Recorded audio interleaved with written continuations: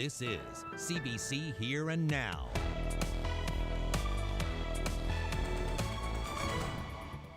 Tonight, Ontario police touch down in Corner Brook to investigate this week's fatal shooting. As tributes pour in for Jordan McKay, the young man shot and killed by an on-duty officer. Well, iron ore production is back in Wabush. It's about to get a lot louder. I'll take a look inside the mine coming up on Here and Now. Good evening, I'm Debbie Cooper. And I'm Carolyn Stokes. Let's get to our top story. While Ontario police investigate a deadly shooting in Corner Brook, family and friends are remembering the man who was shot and killed. Yes, 27-year-old Jordan McKay had a confrontation with police that ended with him losing his life. Here's what else our Colleen Connors has learned about the young father. Well, who was Jordan McKay? CBC has learned that he was a young man in his late 20s, a family man with lots of close friends, but he did have some troubles. He had a long criminal record, even a charge dating just this past Sunday. But as all of these condolences and words about him pour in online, family and friends say that he was trying to get his life right. Big beard and a big smile. His family told me today McKay had a huge heart and loved his children, his friends, and relatives. That he was trying to better himself, even applied for school on Tuesday, but at times they say he felt crippled by the system. McKay faced serious charges, assault with a weapon. He was charged just Sunday with assaulting a woman and faced similar charges back in April. He was scheduled for a court appearance next month. Neighbors who share a backyard with McKay say they frequently heard him fighting with a woman and that they'd knock and bang on his apartment door. At that same apartment, 2 on-duty officers responded to a criminal complaint Tuesday night. According to family, McKay was home alone, making something to eat. During the visit, an officer fired his sidearm, shooting McKay. He died in hospital an hour later. The Ontario Provincial Police have arrived in Corner Brook and start their investigation into what happened. Once that concludes, the Alberta Serious Incident Response Team will conduct an independent external review of the OPP's investigation. The family tells me tonight that there are holes in the timeline of what exactly happened on Tuesday night. They want answers, and they plan on speaking more publicly about those concerns in the coming days. Colleen Connors, CBC News, Corner Brook. Well, to the Stephen Neville trial now, which is coming to an end in St. John's after 11 weeks of hearings in front of a jury. Both the Crown and defense have had their final say to the jury, who will decide whether or not Stephen Neville is guilty of second-degree murder and attempted murder. 8 years ago, Neville, who was 20 at the time, was involved in a street fight with 2 other young men, Doug Flynn and Ryan Dwyer. They had been feuding for months, and their hatred for each other culminated with a confrontation that resulted in Flynn being stabbed in the temple and killed, and Dwyer receiving multiple stab wounds. How the jury interprets the events leading up to that fatal fight will be what determines Neville's fate. The defense argues Neville acted in self-defense and painted a picture of Neville suffering through a so-called campaign of terror, involving months of threats, bullying, harassment, and intimidation orchestrated by the 2 stabbing victims, who the defense referred to as thugs. But the Crown argues that Neville was the aggressor and wanted to kill both men, that he was angrily reacting to a Facebook post in which the victims threatened to attack Neville's mother. The prosecutor highlighted a text Neville sent after reading that post. He wrote that he would stab them until they're dead, and squirt blood. The Crown also argues the victim's wounds show Neville was not acting in self-defense. Dwyer was stabbed in the back twice and had defensive wounds on his arms, and the deceased was stabbed in the chest and head multiple times, including a fatal stabbing to the brain through the temple. We've heard all of this evidence before. That's because Neville was found guilty and sentenced to life in prison in 2013. But the case was overturned by the Supreme Court of Canada 2 years later. The top court decided that the judge in that case had improperly instructed the jury, and that warranted a new trial. The judge in this trial, Justice Robert Stack spent the afternoon instructing the jury, and it's expected the jury could begin deliberations tomorrow afternoon.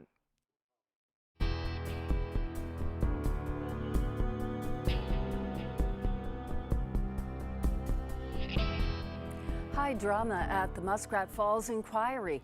Nalcor's former leader is explaining a damning statement that came from the project team leader this week. Nalcor Vice President Gilbert Bennett testified cost estimates were intentionally lowered to help push the project through. But tonight, former Nalcor CEO Ed Martin says that did not happen.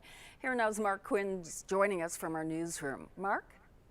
Well, Debbie, that's right. Ed Martin was at the inquiry today, but he wasn't there to testify. He was there to defuse a bomb that was lobbed at him earlier this week. It was absolutely not lowballed. Not lowballed. On Monday, it was suggested that the true cost of Muskrat Falls was hidden. But Martin is adamant that the cost estimate of the project wasn't fudged to make it more attractive for Emera and secure a federal loan guarantee. Muskrat Falls needed a deal with Emera to build the Maritime Link and sell power to Nova Scotia. When the project was sanctioned, the public and government were told it would cost $6.2 billion. And I'm confident that that was the right estimate and was absolutely not lowballed. Not lowballed. This is the explosive comment that was triggered by Commission lawyer Kate O'Brien. You were there at these negotiations, yes. Okay. Do you recall one of the things that you did to address getting it below this threshold was to either reduce the confidence level or somehow remove strategic risk amounts or some of the tactical risk amounts, right, but remove any contingencies, reserve amounts from the numbers in order to get it below that I'm acknowledging that's what was done, yeah. Today, Martin says Bennett was confusing two numbers. One that was initially inflated, then whittled down in negotiations with Emera, and another number that was being used at Nalcor. But Martin says both those numbers eventually matched at $6.2 billion. Both things came together, and Emera and the UARB were able to come to a conclusion on what suited them, and it just happened that it matched up what suited us with respect to the actual project budget. I call that a good negotiation, a fair negotiation, and it worked out well for us. In fact, Martin says if negotiations brought the number lower than $6.2 billion, the number he truly believed it was going to cost, it would have spelled the end of Muskrat Falls. The Emera deal would not have happened. And still, Martin says today that even though the project has ballooned to almost $13 billion and it's almost 2 years over schedule, he still believes that over the long term, Muskrat Falls will prove to be the best long-term option for this province. Live in the St. John's newsroom, I'm Mark Quinn for CBC. Well, it was a near miss that had the potential of hurting someone. The CNLOPB says ExxonMobil reported an incident on the Hebron platform on Tuesday. A 1-meter-high piece of cement was secured in a basket in preparation for loading. While the crew was installing a device on top of it, the cement block became loose from the securing strap and tipped onto its side. There were 2 people nearby. There were no injuries, but the board says it had the potential for a major injury. Not many people know it's here, and people who do know it's here probably don't know the history or what it was. Later tonight, Ashley takes you on a journey of hidden Newfoundland. Yes, what better way is there to learn about a new province than by visiting some of its most mysterious spots? That sounds interesting. Did you have fun? I did have a lot of fun. You'll get to see that in a little bit. Well, let's turn our attention to the weather and the winds. Oh my gosh, they were just ripping across the entire island this morning. Yeah, but it was mostly the south coast and western part of Newfoundland that seemed to take the brunt of it. Yeah, they certainly did. Take a look at this. The Harbor restaurant in Port aux Basques this morning, the wind took that right off of it. Isn't that insane? Wow. I can't get over that. When I saw those pictures when I woke up this morning, I went, oh, I knew the winds were going to be strong, but I can't imagine. I mean, we've seen winds like this last couple weeks ago and then no damage, and today, that's what we see. That's damage. Yeah, winds topped out at about 124 kilometers per hour for Port aux Basques today. So what's ahead for us? Yeah, well, winds were the same, for Wreck House area. We saw strong winds there. We'll take a look at those. The winds are going to continue as we head through the night tonight for that area. Burgeo saw about 131 kilometers per hour. Stephenville, 119. We saw strong gusts up through Bonavista as well. And then the Avalon saw gusts between 90 to pretty close to 100 kilometers per hour. Now, we still have those wind warnings in place down through Port aux Basques and Burgeo. Will stay around 100 kilometers per hour as we head through the night tonight. We've got some winter storm warnings up through Bay Verte and including White Bay. And then for the Bay of Exploits as well, down through Grand Falls, Windsor, and the interior. That snowfall warnings. We saw some rain this afternoon. It will change all back over to snow, and some significant amounts or more on the way, but I'll have all those details coming up in a little bit. Carolyn? Thanks, Ashley. Well, a long-awaited report from the Senate into search and rescue shows there are twice as many incidents in Newfoundland and Labrador as in any other province. The report follows the death of Burton Winters, a Labrador teen who died in 2012 after he ran into snowmobile trouble on the ice outside Makkovik. The military didn't dispatch aircraft for 36 hours after he was reported missing. The senators are calling for more robust operations in the north and in this province. They're recommending a pilot project using privately owned helicopters to supplement military aircraft. We believe that having a private contractor there with 24-hour coverage, 7 days a week, 365 days a year, will give us a great opportunity to increase our response times and therefore save lives. It is a serious subject and it's very important. If Canada isn't doing research and rescue correctly, people will die. The Grand Chief of the Innu Nation is considering legal action against Quebec after a caribou given as a gift was seized earlier this week. Chief Gregory Rich says this caribou should not have been confiscated by Quebec wildlife officers. He says it was a gift to the Innu Nation from Chief Davy Wabush of the Chesapeake Cree First Nation. Rich said he'd been given a letter supporting the Innu's use of the meat for ceremonial purposes, but that didn't stop the wildlife officers from taking the animal. This is disrespect for the Innu Nation and also the Cree Nation, and traditional law is been ongoing for thousands of years, and when I think about it, this colonization is still happening within First Nation, the other First Nations as well, and I cannot believe that I witnessed that a couple days ago. Rich says he wasn't hunting and had no firearms with him, and that it's common practice for First Nations groups to share meat. You'll hear more from the Grand Chief coming up in about 30 minutes on Here and Now. Well, things are still quiet at the Scully mine in Wabush, but that's all about to change. Takora Resources is ramping up to get the mine flowing again by next summer. The company announced this week that it has all the financing needed and will soon be hiring. But before that happens, we asked to take a look inside, and Takora obliged. Have a look.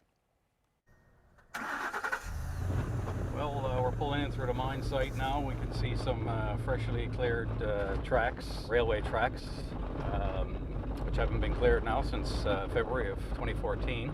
We're soon going to see some train activity there, and we're pulling into the mine site now. And some of the changes you'll notice, a lot of the shots that we see on CBC, there used to be a big cliff sign on this building up ahead of us here. That cliff sign has been removed, and I'm going to have a brand new Takora sign put up.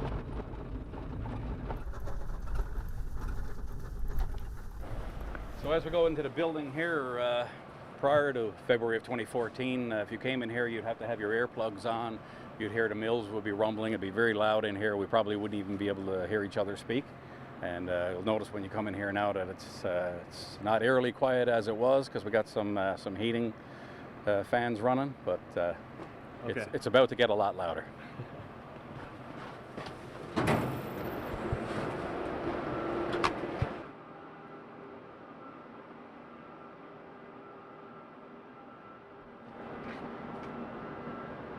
The highest quality iron ore in the world. It's in high demand in China because of its low impurities and doesn't pollute.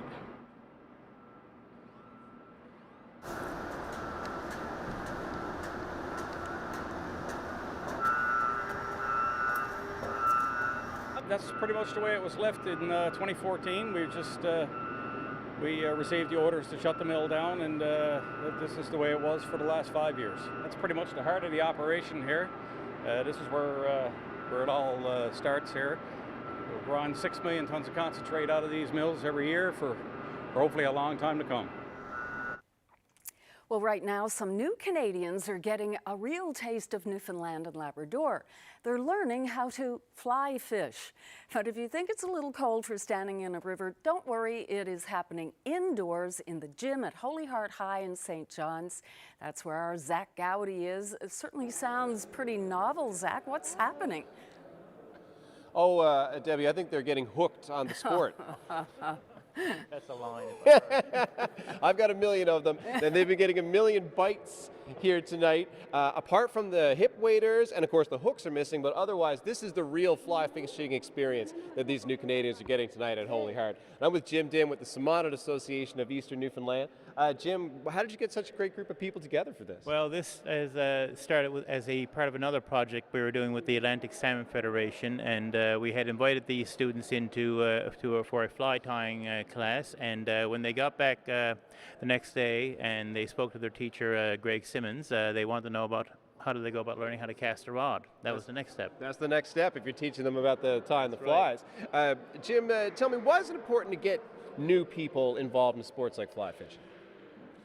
It's one thing I know. You can look at a fly casting, fly fishing. It's very much a certain demographic, as I would say. There's a perception of an old white guy sport, so it's good to bring new people into it, regardless. But you've got people now who are coming to this country, to this province, from all over the world, and it's an opportunity for them to learn some of the things that we do here, and we would learn some of the things that they do. So it's a sharing. That's fabulous. And people learning here now tonight are from all over the world. Many are students here at Holy Heart High, like Maria, Armana, and Regina, who are learning to cast here tonight. Maria, you and your sister Regina are from Congo, is that right? Yes. Have you ever been fishing before? I like it. What's this like, learning to fly cast for you? Because it's not funny, but I like it because it's so easy. You cheat me, I like to try this. Put down, up, down, I like it. Well, you guys are making it look easy. Armana, when you're learning to do something like this, like fly casting, do you feel like you're also learning a little something about your new home here in Newfoundland and Labrador? Yeah. And is this fun? Who's winning? Who's had the longest cast so far? Me? Clearly, but we'll see what you can get on the hook later. And I've lived here all my life, I have never been fly casting. I've never tried to do what these guys are doing today. Zach, we are only too happy to show you off camera, of course, so you won't have to worry about the humiliation from your colleagues. Well, I'm well used to the humiliation, but I tell you what, a little later on the show, maybe I'll take on some of these new Canadians in a cast-off. But Jim, good on you guys for being here tonight. Oh, I appreciate it. Thank you very much. All right, a lot of fun we're having down here tonight, and there's more to come. Reporting live at Holy Heart, I'm Zach Gowdy for Here and Now.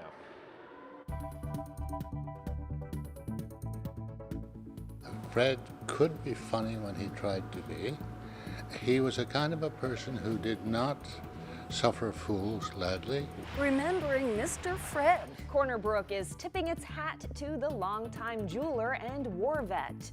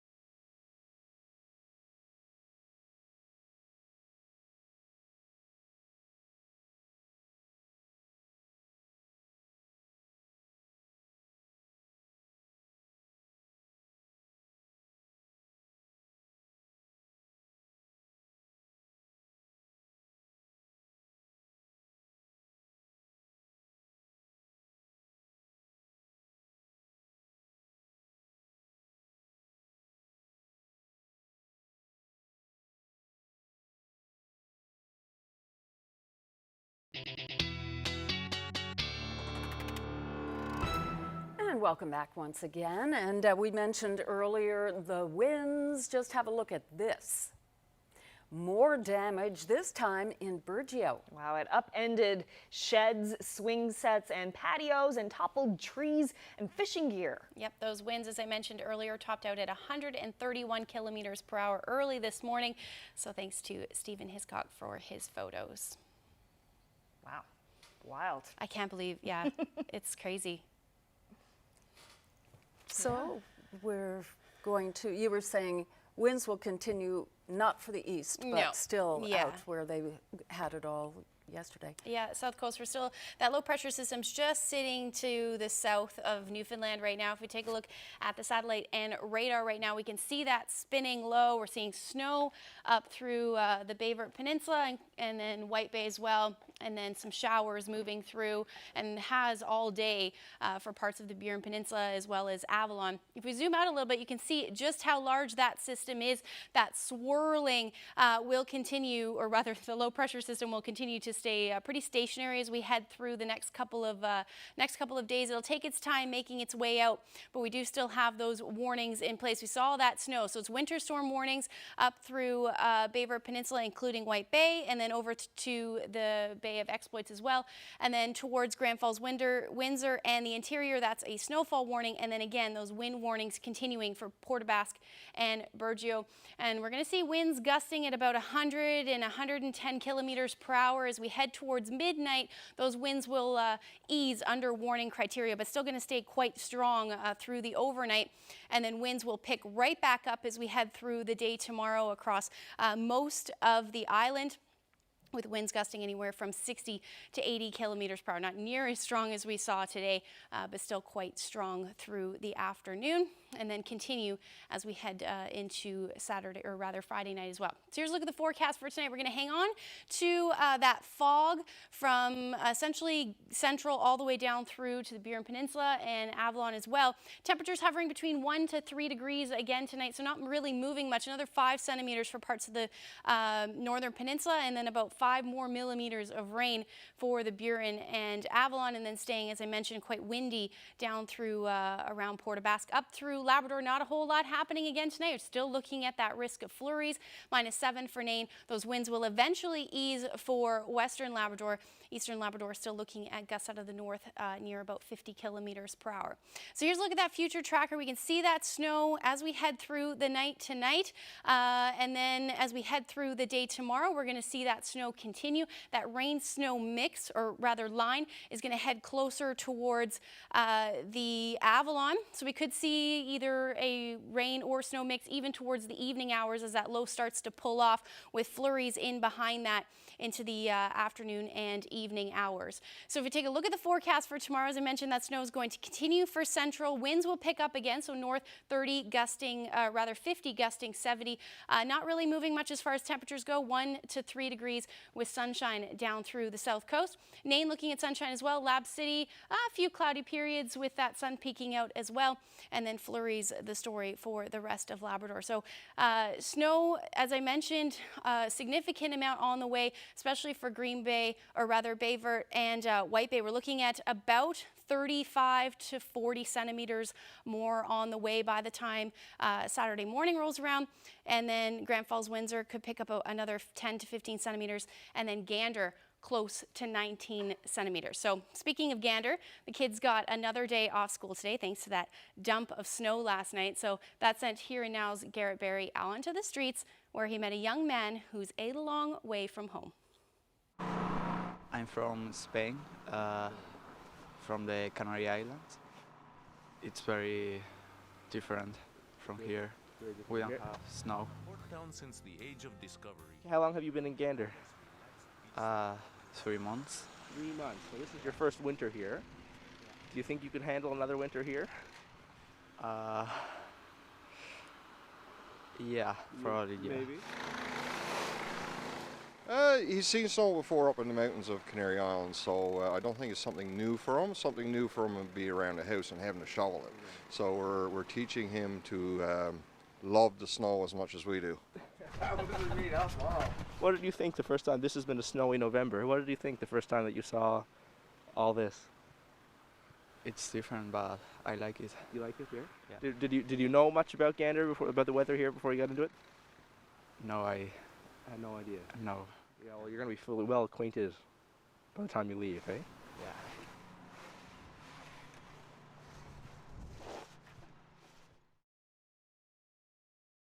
Well, Corner Brook is bidding farewell to a familiar face from the community, prominent businessman and snappy dresser, Fred Alton.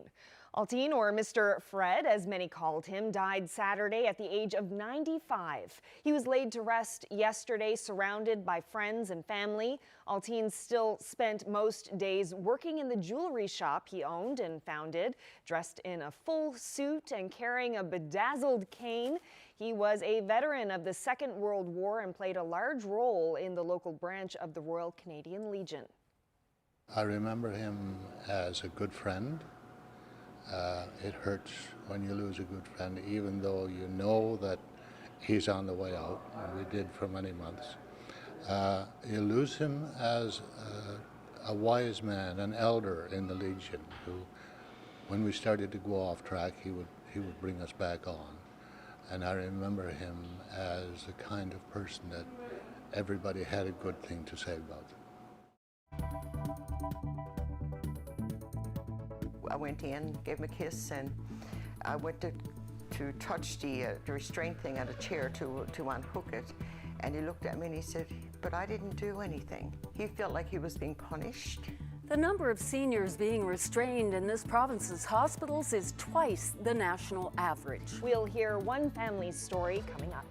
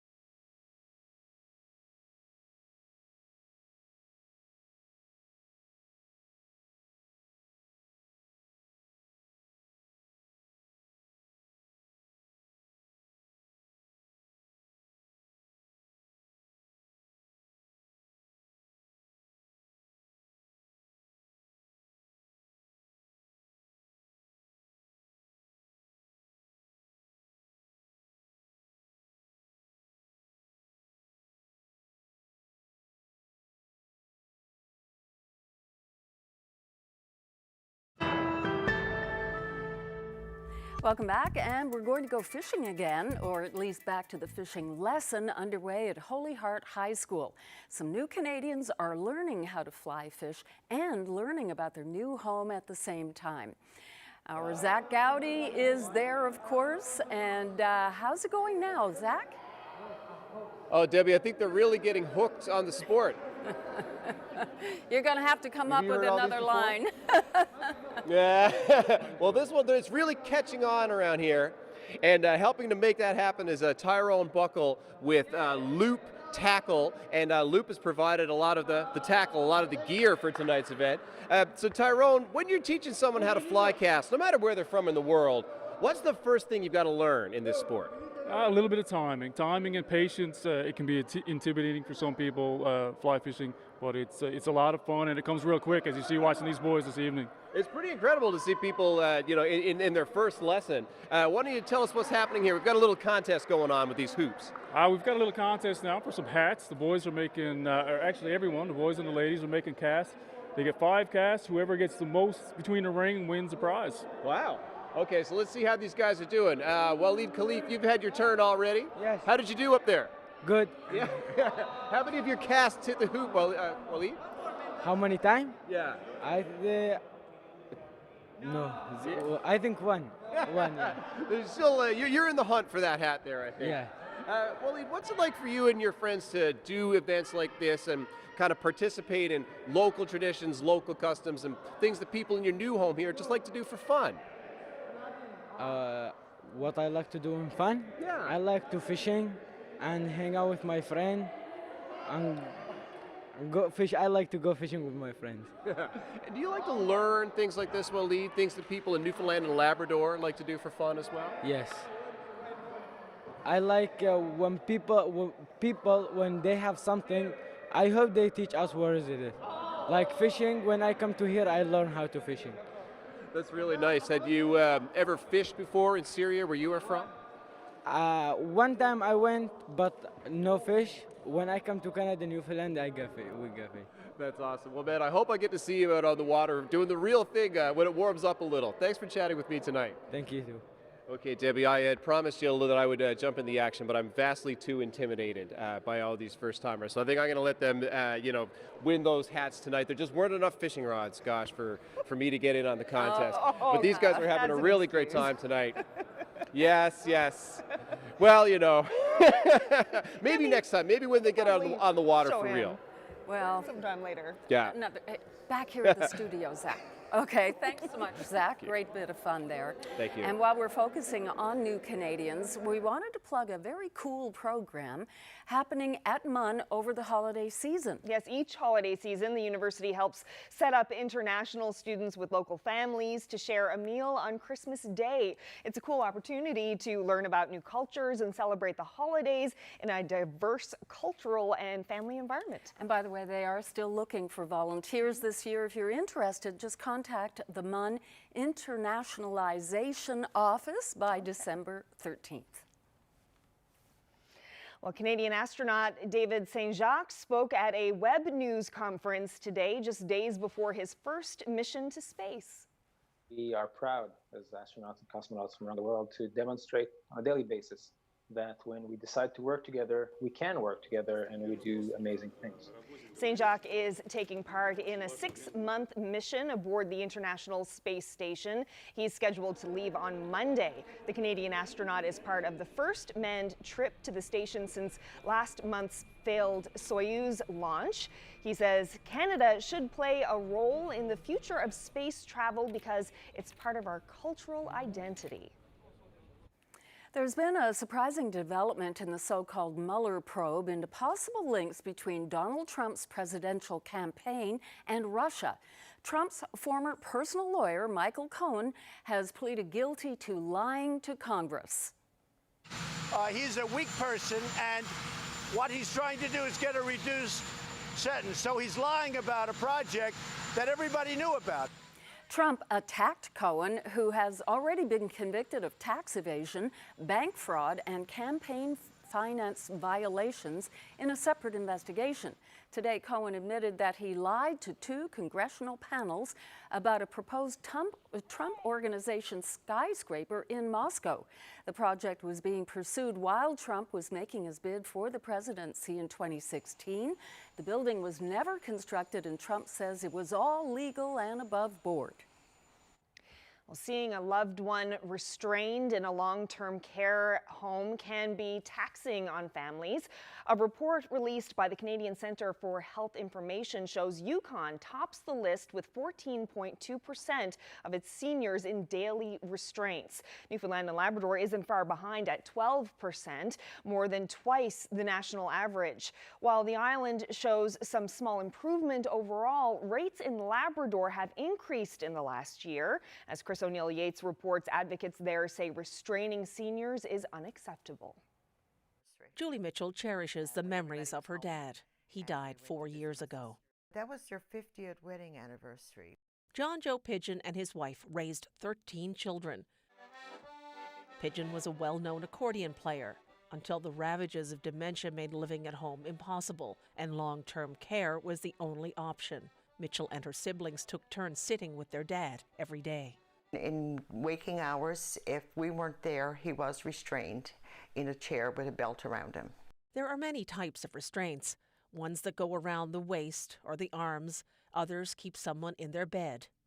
I remember one particular time when I went in, gave him a kiss, and I went to touch the restraint thing on a chair to unhook it, and he looked at me and he said, "But I didn't do anything." He felt like he was being punished. It's absolutely, completely not acceptable. Like, using restraints should only be used in exceptional circumstances. Suzanne Brake is Newfoundland and Labrador's seniors advocate. They're being held into a chair against their wishes, so there's tremendous psychological abuse that occurs there. The staff there were exceptionally good to him. There was no way the amount of people that were on staff there could look after my father 24/7 and look after the other patients that were entrusted to their care as well. It was just impossible. Brake says staffing is one part of the problem, but it's more than that. There's a culture that has developed within the long-term care facilities.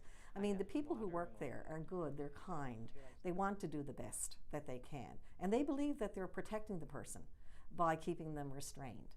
But the flip side of that is the person who's being restrained is experiencing trauma. Brake believes better training would help. I mean, a restraint should only be used in exceptional circumstances, not as a way to manage people. There's got to be best practices in other provinces. If we're 2 times the national average, what are the other provinces doing? They don't have to have that high of an average of restraint. All the health authorities in the province say they use least restraint policies and that they're committed to using them only when necessary. Seniors are living longer with more complex health problems. Figuring out when to use restraints is one of the many issues that holds no easy answers. Chris O'Neill Yates, CBC News, St. John's.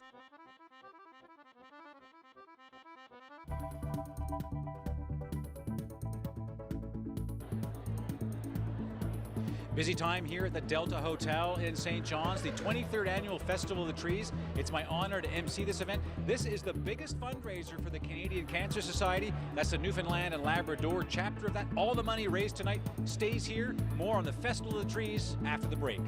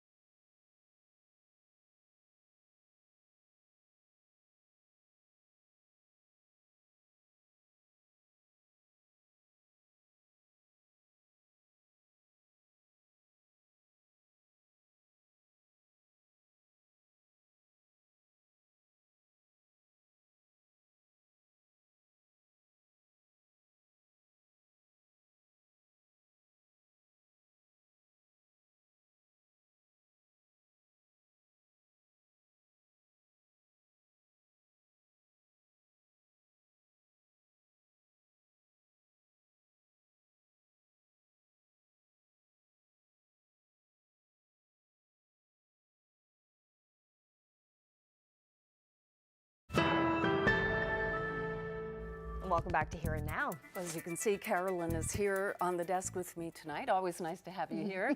And she's here because Anthony had a prior engagement. Yes, he's not totally off the hook. Anthony's at the Delta Hotel tonight to host the Festival of Trees. So Anthony, things I understand get underway there shortly. What is it all about? Well, the 23rd version of this is all about really raising money for people who fight cancer in our province, and all the money raised here tonight stays here. Now, Margot Reed has been at this for a while, so Margot, I'm going to drag you in here. Had to actually do this reluctantly. So, Margot, what is tonight all about? Tonight is the Canadian Cancer Society Festival of Trees, and that money will go to Daffodil Place. We started this 23 years ago, and 67 years ago when I joined the Cancer Society. That's when it started, the Newfoundland Cancer Society. My father-in-law, Angus Reed, was the first chairman. I had just come back from the Royal Vic in Montreal, and so he said, "A nurse, we need you." So that's when we really started. Right. But then this is 23 years ago, and we've got 31 tables, and we've got some wonderful auction items and silent auction items, and so we're thrilled to have them. Right, and it's a busy night, and people are actually starting to come in here right now. And I guess one important point, too, a lot of fundraisers happen, but as far as the money raised tonight, all of that is actually committed to Newfoundland and Labrador, right? To Daffodil Place tonight. Which is right on Rope Walk Lane here in St. John's. People who need their cancer treatments come and stay there, so That's right. everything goes right there. That's right, and that's what it's all about tonight. And it's cancer, and so many people are touched by it, have friends or family, so it's a great cause. And those are patients who come from all over Newfoundland and Labrador and stay here. Now, Margot insisted that she wanted some younger people to actually be part of this reportage. So I've got some younger people here. Lots of you. They've all shown up all of a sudden. So why do you volunteer for something like this? Well, it's for a really good cause, so we just try to help out as much as we can. Mm-hmm. And you? Yeah, I like helping out, and yeah, it's nice to get dressed up too. Yeah. It's a bonus to look at the pretty trees as well. A bonus look at the pretty trees. And how about you? Great. The trees are great, and looking at all the auction stuff is awesome, and it's a really good cause too. All right. Well, I don't want to interfere with what you have to do, so I'll let you go back to work. Thank you very much. So as you can see, kind of a glitzy night, a lot of people here, and I have to say, I get to MC some of these charities, and it's good to see, even though we talk about how tough the economy is right now, I think this is pretty much full of Delta, so a lot of money will be raised to help people who fight cancer in our province. Back to you guys. Thanks so much, Anthony. And I must say, you look pretty dashing there. As you say, people are all dressed up, including you. Snazzy in the tux. Have a great night. And it is for a good All right, cause. we'll see you. Enjoy.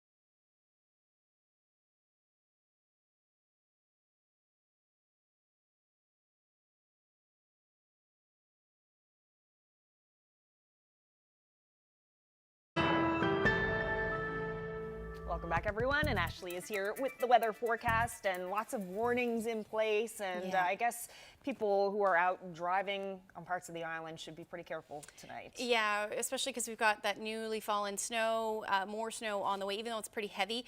With that new snow, we are looking at whiteout conditions continuing as we head through the night tonight. So if you are traveling, just make sure you do keep that in mind. But as we head towards the weekend, it does look like things will eventually start to taper off. Yeah, that is the good news. So Friday night into Saturday, if we take a look at the future tracker, we will start to see those flurries taper off, maybe lingering up through parts of central, but otherwise into Saturday, it looks like that will be pretty nice. We'll start to see some sunny periods or breaks in the clouds as we head towards the afternoon hours, and eventually all that precipitation should taper off into the overnight. So if we take a look at that forecast, plenty of sunshine right across the board. Now it will likely be more in the way of cloudy periods into the afternoon, but some peaks of sun certainly, with that lingering flurry activity expected for Gander as well as the Avalon, looking either rain or snow as those temperatures hover around the 2-degree mark.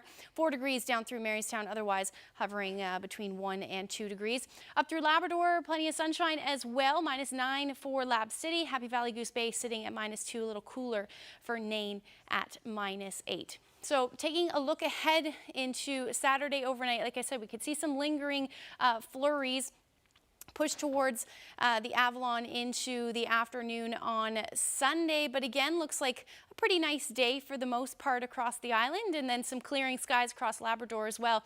The next system starts to move in Sunday night into Monday. Now, as we get closer, this timing of the storm will likely change a little bit, but that's when we'll see some more snow through Labrador into the afternoon on Monday, and then a mess again for most of Newfoundland, starting as snow, changing back over to rain into the afternoon on Monday as those temperatures climb. Lingering flurries expected on Tuesday, and then we'll see another round of snow, it looks like, for Tuesday afternoon for parts of Newfoundland. So if we take a look at that 5-day forecast, it looks like about 5 more millimeters of rain on the way for St. John's and eastern Newfoundland tomorrow. Those winds will pick up again, north 50, gusting 70 kilometers per hour.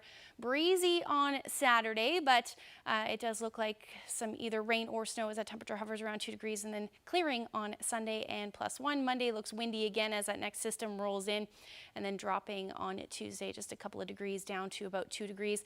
Now for central Newfoundland, nice day on Saturday. Late day, we'll start to see some flurries for continuing into Monday, hovering around 3 degrees. Those overnight lows dipping Saturday night into Sunday, so that will be a little bit chilly there. And then for western Newfoundland, we're looking at a similar forecast with some flurries expected on a Sunday night. And then for Labrador, as I mentioned, we're looking at that snow moving in Sunday and then continuing on Monday, and then same thing for western Labrador. Yep, winter has arrived, for sure. It's definitely here, yeah. And of course, you all know by now that Ashley came to us from Yellowknife in the north. Needless to say, there's a lot of new territory for you to explore here. There certainly is, yeah. And this sounds like a great assignment. You paired up with someone who is passionate about finding some lesser known spots in the province, and we're not talking about Cape Spear or Cabot Tower or anything like that. Yeah, no, Scott Osmond is all about going off the beaten path. Take a look. Okay, Scott, so where are we going? So today we're in Logie Bay, Middle Cove, Outer Cove, and we're going up to an old Cold War military site that was a radar station when tensions between the US and the Soviet Union started to rise during the Cold War. Newfoundland's position in the North Atlantic made it pretty important when it came to tracking aircraft that were coming across the Atlantic and the North Pole. So are you an avid hiker or explorer? What would you call yourself? I wouldn't say the two are necessarily like mutually exclusive. I'd say I'm a little bit of both. I'd say like all hikers are explorers, but then you can also be an explorer without being a hiker. What got you into this? Are you a history buff? I definitely have an interest in history, but I think for me, just like even as a kid and stuff, like growing up on the West Coast, doing a lot of hiking, doing a lot of exploring around, you always heard of these like tales of like stories about plane crashes in hills and like haunted like abandoned farms and stuff. So can you tell me a little bit about your website, Hidden Newfoundland? Actually, at the beginning, it kind of was just a place for me to put some information, copy and pasting, throwing some pictures in, just more for like my own benefit. But then it started to get a little bit more attention, so I started to develop it a little more and started to pursue. And as I did, more and more people started messaging me and showing interest about these places. Trying to like share that history that like I learned with others was kind of like my driver to keep going at it and to make it, yeah, what it became. Is there a place that you visited so far that's given you goosebumps? Actually, a lot of places do. One place in particular, out near Clarenville in Burgoyne Cove, there's a plane crash up on a hill. And as you're walking up this trail, you start seeing like pieces of aircraft. And as you get further up, you come across the tail section and the wings of this aircraft that crashed. It makes you think differently on that it wasn't just another statistic, another number, but like people actually died here, and it was a very serious disaster. So where did you find some of these places to visit? Honestly, a lot of it was found either just by like hearsay, like the odd Facebook comment, the odd like mention in a history book of some remains being there. Lots of it was found on like Google Earth, Google Maps. Oh, really? Yeah, it's actually amazing what like you can see and what you can find on it just by looking around a little bit. Wow, where are we? This was the main radar site. On top of the building in front of us there is where the main Doppler radar would have sat on top of. The whole base was self-supported, so it didn't rely on anything from outside of here, meaning that all the barracks were located up here. There was a mail office, there was a small store, it had its own power plant, a small steam plant, everything that you needed to contain the men who worked up here, and women. Wow, this is crazy. It is, it's pretty incredible to see, and no matter where you're to in St. John's, because it's up on this hill, you can see this from everywhere. Not many people know it's here, and people who do know it's here probably don't know the history or what it was. So that's the point of your website? Yeah, and that's that hidden part is it's things off the beaten path, lesser known locations and lesser known histories of just these places that are all around us. That is a hidden gem. It was. I couldn't believe, like when we started going up the hill, I was like, oh wow, there's so much here. I did not know about that place. See, that's the point. Hidden Newfoundland. I hope you get to do more of these, Ashley. Me too, that was a lot of fun. Well, this is a not so hidden gem in Newfoundland. Gorgeous shot there. I just gave it away. It's in Newfoundland, obviously. Yeah. Is it Brigus? No. Close though. Oh, it's beautiful. It is a beautiful day there. It's funny how the clouds just give you a gorgeous photo sometimes. Lovely. Well, I'll show you or tell you where that photo is coming up in a little bit. Trinity.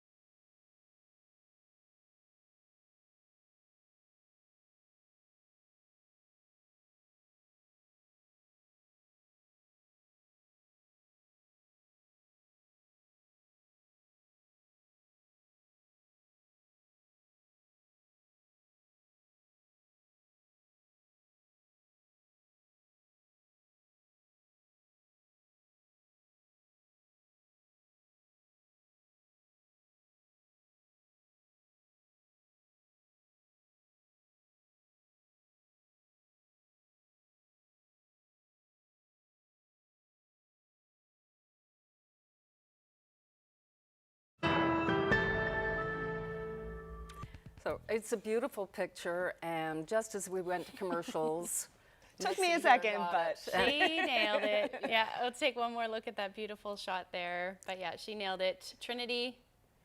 I can't believe I didn't recognize it. I was there this summer. It was a different, or it is a different view. Yeah, for sure. yeah. But definitely a postcard view of Trinity there. Thank you, Tom Egan, yeah. for sending that photo in. Yeah, beautiful in the summer and beautiful in the winter. Indeed, I've never been out there in the winter, and when I was there, it's of course prime tourism season. It was full of tourists from all over, so many things to do and see.